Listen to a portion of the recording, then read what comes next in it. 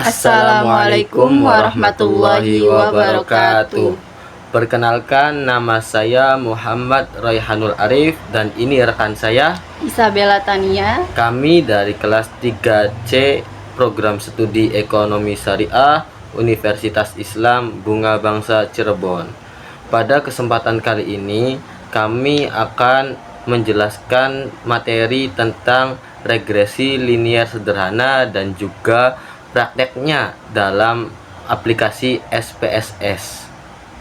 Untuk video kali ini ditunjukkan untuk memenuhi tugas ujian akhir semester mata kuliah ekonometrika.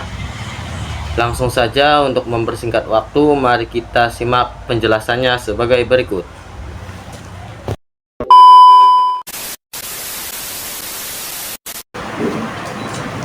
Regresi linier sederhana adalah salah satu metode statistik yang digunakan untuk menganalisis hubungan antara satu variabel dependen dan satu variabel independen. Teknik ini sangat bagus dan berguna dalam berbagai bidang, termasuk analisis ekonomi. Tujuan utamanya adalah untuk menentukan kekuatan dan arah hubungan antara dua variabel serta membuat prediksi berdasarkan hubungan tersebut. Asumsi-asumsi dalam regresi linier sederhana. Yang pertama ada linearitas, hubungan antara variabel independen dan dependen harus linear. Yang kedua ada normalitas, residual harus berdistribusi normal dengan mean 0 dan varian konstan. Yang ketiga ada kolinearitas, tidak boleh ada korelasi yang kuat antar variabel independen. Yang keempat ada homoskedastisitas, yaitu varians residual harus konstan atau tidak ada pola tertentu. Metode kuadrat terkecil atau ordinary least square. Yang pertama ada estimasi koefisien. Metode kuadrat terkecil digunakan untuk mengestimasi koefisien regresi yang meminimalkan jumlah kuadrat residual. Yang kedua ada menguji signifikasi, yaitu uji statistik seperti uji F1 dan F dapat digunakan untuk memulai signifikasi koefisien regresi. Yang ketiga ada interpretasi hasil koefisien regresi menunjukkan perubahan dalam variabel dependen untuk setiap unit perubahan dalam variabel independen. Berikutnya ada rumus regresi linier sederhana, yaitu Y sama dengan A plus BX. Keterangan Y variabel independen, yaitu nilai yang diprediksikan, sedangkan X variabel independen. A konstanta atau nilai Y apabila X sama dengan 0. B koefisien regresi atau nilai peningkatan ataupun penurunan. Selanjutnya akan disampaikan oleh rekan saya. Baik, sekarang kita akan mempraktikkan analisis regresi linier sederhana melalui penginputan data pada aplikasi SPSS. Yang pertama kita tentunya siapkan SPSS-nya terlebih dahulu, dan saya di sini sudah menyiapkan studi kasus yang contohnya itu tentang pengaruh resiliensi diri terhadap hasil belajar. Dalam analisis regresi linear sederhana ini, apakah ada pengaruh resiliensi diri terhadap hasil belajar atau tidak, kita bisa mengetahuinya melalui analisis regresi linear sederhana.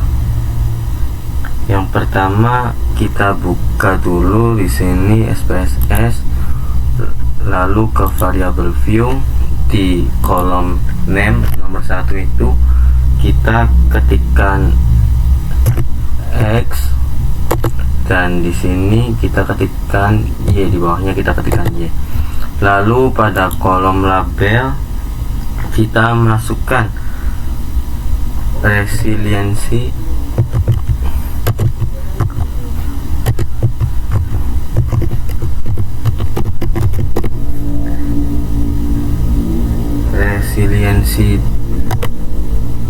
diri, dan pada kolom yang di bawahnya itu hasil belajar.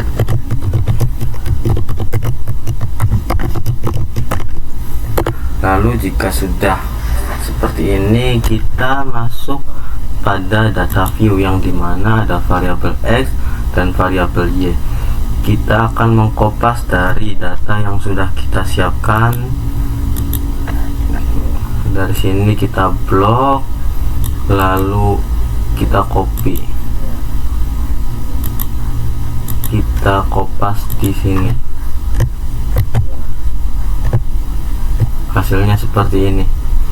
Dan jika kita ingin melakukan regresi linear sederhana, langkah selanjutnya kita klik analisis, kemudian ke regression, lalu ke linear.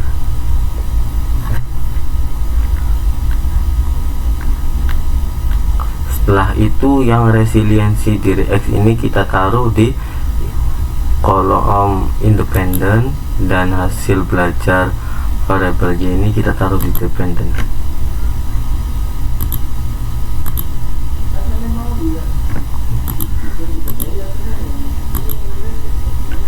Lalu kita oke. Maka hasil SPSS nya akan seperti ini, yang dimana pada tabel ini menjelaskan tentang variabel yang dimasukkan serta metode apa yang digunakan dalam analisis regresi linear sederhana. Ini menggunakan metode enter. Lalu pada model Sumari dan ANOVA ini berfungsi untuk uji F dalam analisis regresi linear sederhana, analisis regresi linear berganda.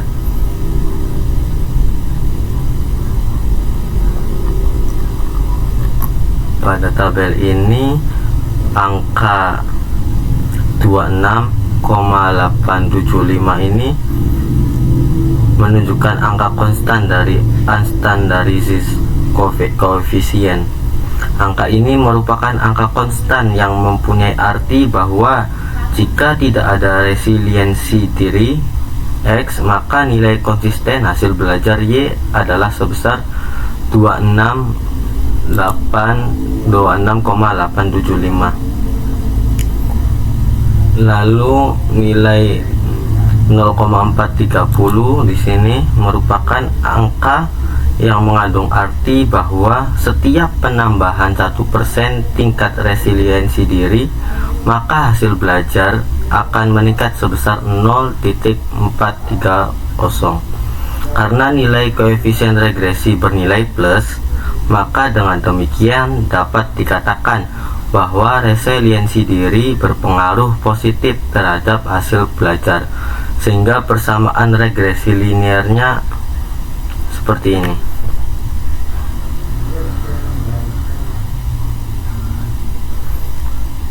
Lalu pada tahap berikutnya kita akan menguji uji hipotesis atau uji pengaruh berfungsi untuk mengetahui apakah koefisien regresi tersebut signifikan atau tidak, yang dimana hipotesis nolnya tidak ada pengaruh resiliensi diri X terhadap hasil belajar Y, dan hipotesis alternatifnya adalah ada pengaruh resiliensi diri X terhadap hasil belajar Y. Sementara itu, untuk memastikan apakah koefisien regresi tersebut signifikan atau tidak, kita dapat melakukan uji hipotesis ini dengan cara membandingkan nilai signifikan yang ini dengan probabilitas 0,05, atau dengan cara lain yakni membandingkan nilai T hitung dengan nilai T tabel. Jika nilai signifikansi lebih kecil dari probabilitas 0,5, mengandung arti bahwa ada pengaruh resiliensi diri terhadap hasil belajar. Sebaliknya, jika nilai signifikansi lebih besar dibanding probabilitas 0,05, mengandung arti bahwa tidak ada pengaruh resiliensi diri terhadap hasil belajar. Berdasarkan output di sini, kita ketahui signifikansi sebesar 0,049 lebih kecil kan? Lebih kecil dari probabilitas 0,05, sehingga dapat disimpulkan bahwa ada pengaruh resiliensi diri variabel X terhadap hasil belajar Y.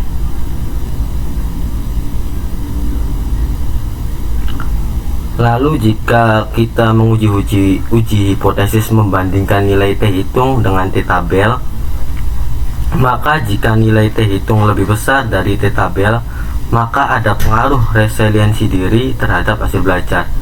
Sebaliknya, jika nilai T hitung lebih kecil dari T tabel, maka tidak ada pengaruh resiliensi diri terhadap hasil belajar. Berdasarkan output di sini, nilai T hitung diketahui sebesar 2,244. Karena nilai T hitung sudah ditemukan, maka langkah selanjutnya kita akan mencari nilai T tabel. Ketika saya sudah mencari nilai T tabel itu, maka nilai yang didapatkan dari T tabel sebesar 2,228. Karena T hitung sebesar 2,244 lebih besar dari 2,228, sehingga dapat disimpulkan bahwa hipotesis alternatif diterima dan hipotesis 0 ditolak, yang berarti ada pengaruh resiliensi diri terhadap hasil belajar.